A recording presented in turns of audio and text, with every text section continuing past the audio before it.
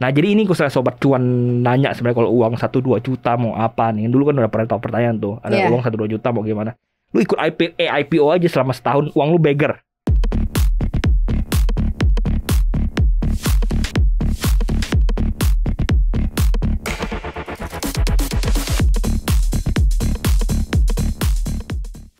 Hai Sobat Cuan. Halo.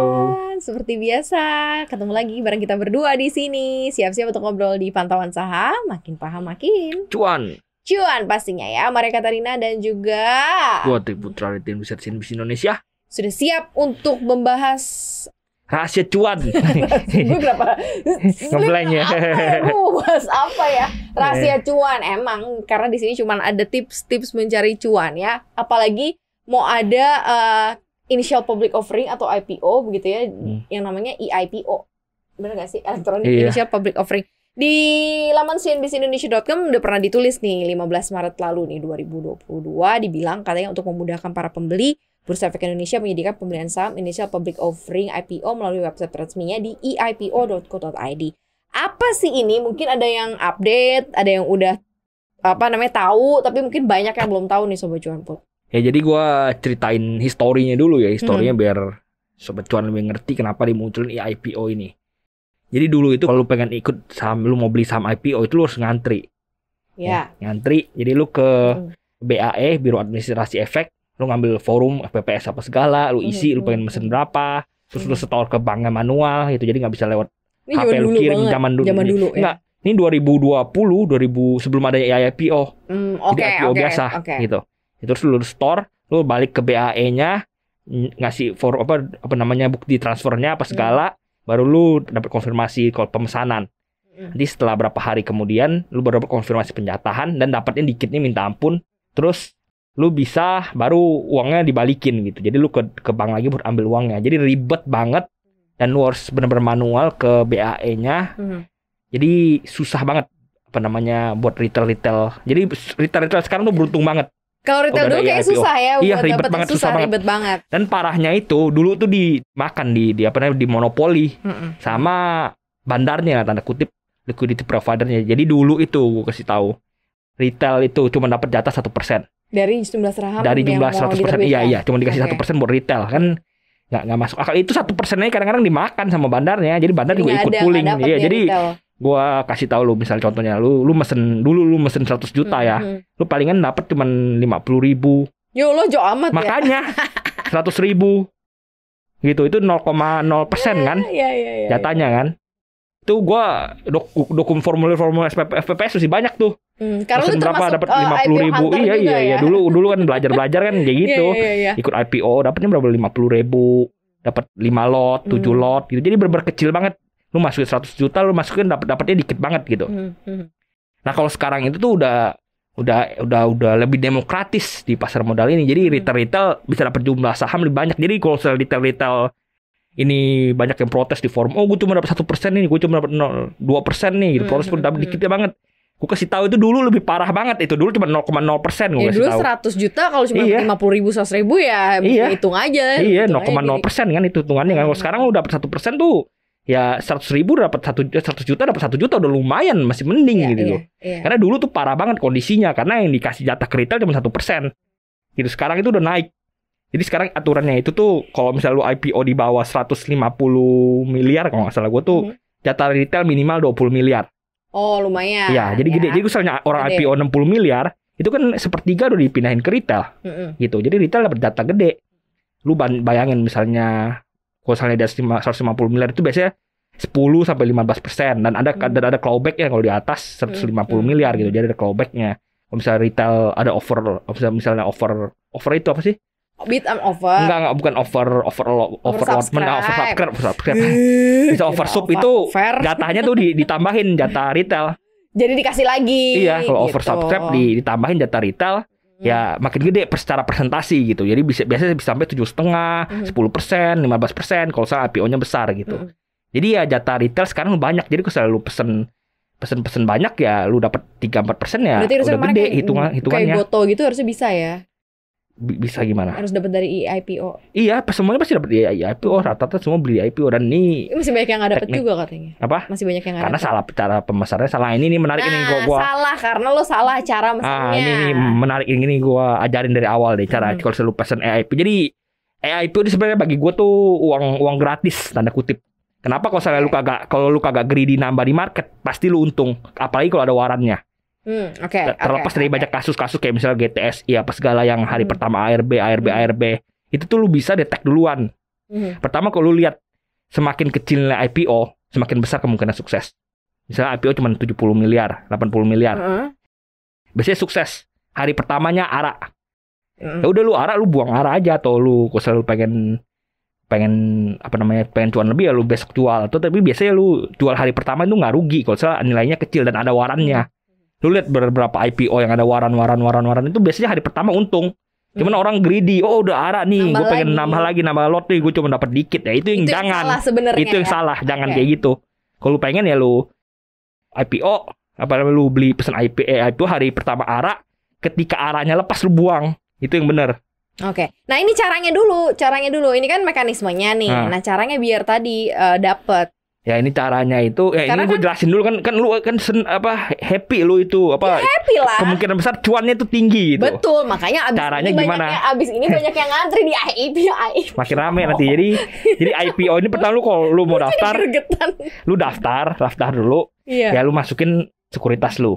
Jadi daftar lu lewat RDN, pakai RDN. Register biasa dia di website ipo.co.id lu register biasa bla bla bla bla bla, nanti lu pakai nomor HP, pakai dikirimin kode ke nomor HP, lu masukin kodenya biasa lah, daftar web biasa gitu. Jadi udah daftar lu masukin aja yang perlu, fotokopi KTP biasa apa diperlukan gitu kan.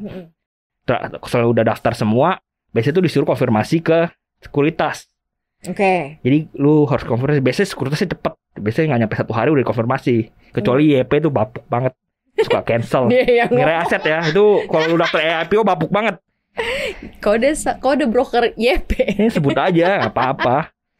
Tuh kalau lu daftar IPO lama banget gitu di di asepnya, dan kadang-kadang malah gagal gitu. Jadi kan ada kode broker yang lain. Ada kode broker lain biasanya cepet. Nah jadi ini kalau lu daftar ya udah lu bisa pesen. Nah ini gue kasih trik-trik pemesanannya ya. Dengarkan baik-baik Sobat Cuan. Jadi IPO itu tuh jatah retail lu dibagi 2. Dibagi 2 jenis.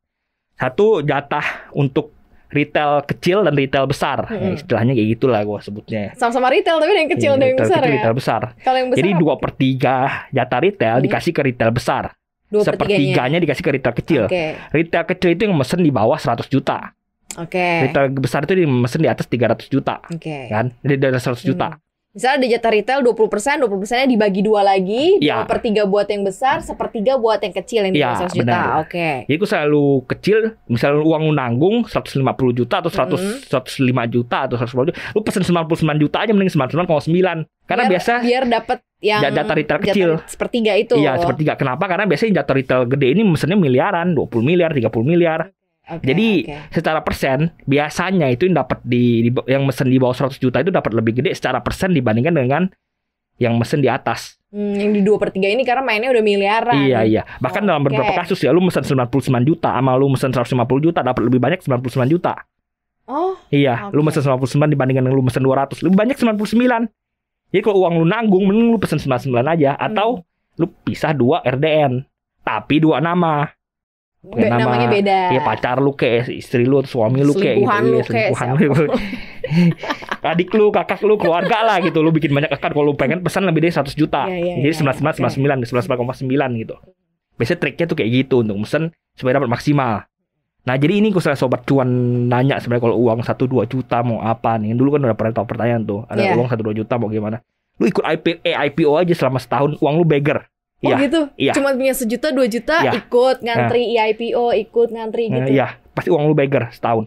Kenapa? Kan ada klausul ketiga biasanya. Apa tuh? Klausul ketiga tuh biasanya minimum allotment. Biasanya tuh kalau lihat di prospektus tuh ada minimum allotment. Misalnya lu pesan 10 lot, itu minimal lu dikasih 10 lot. Gitu. Jadi kalau misalnya lu pesan misalnya 10 lot, misalnya 10 lot itu senilai 1 juta. Jadi lu pesan 1 juta lu dikasih 1 juta.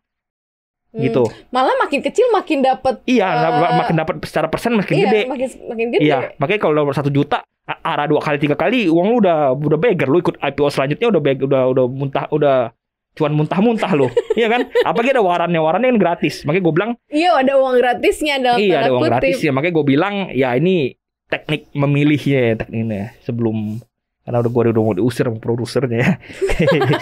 Ini terakhir ya. Lo gitu tadi kan produser gue, lo awas lo. Tadi kan udah backgroundnya apa segalanya dia. Jadi cara milih IPO-nya yang bagus gimana biar gak kejebak kayak GTSI itu sekali IPO ARB beruntun. Nah, tunggu, ini kan udah dapat nih, yang dapat penjatahan kan. Nanti diinformasiin tuh di akun kita berarti kan, diinformasiin di akun kita.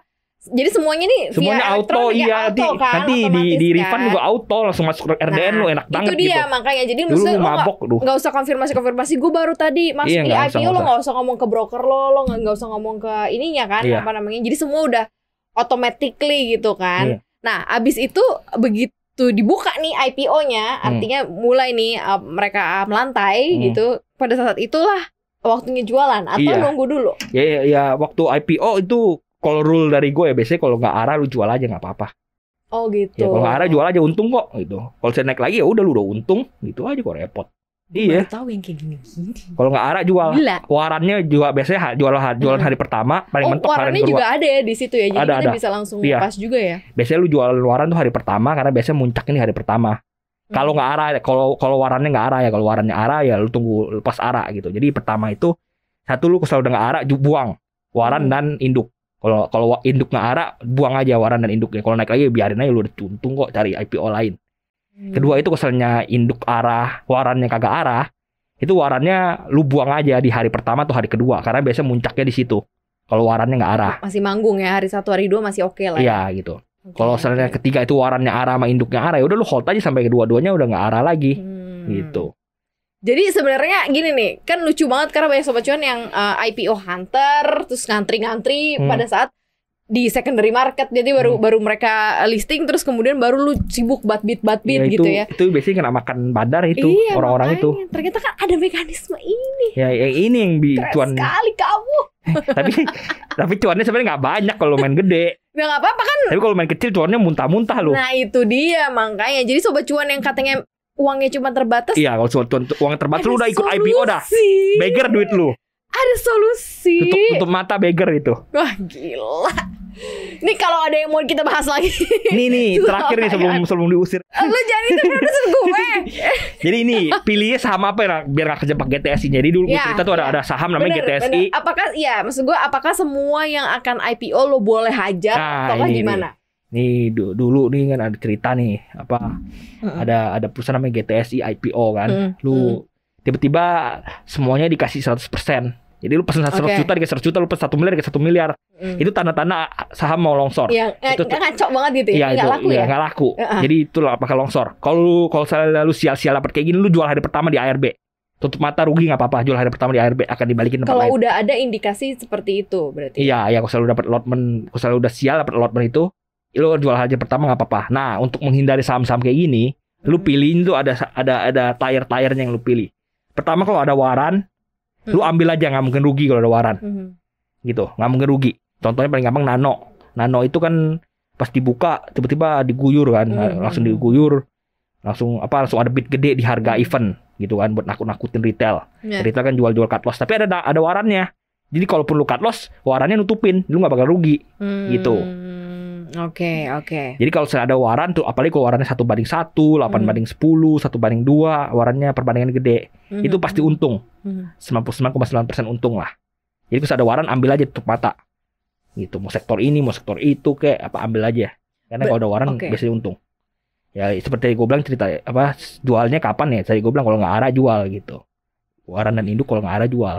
Karena mekanisme pasar kan nggak ada yang tahu ya. Di situ kayak gimana gitu. Tapi ini salah satu tips yang lumayan juga sih Sobat Cuan, dan legal artinya adalah ini ya biasa dilakukan. Sekarang market maker terpaksa kasih kalian untung dulu kan. Dulu mereka dilegalkan untuk tidak memberi kalian untung. Sekarang harus kasih kalian untung 20% barang harus di market gitu. Berarti info-info yang akan IPO jadi bisa dicek langsung di IPO. Website di IPO ada ya berarti ya.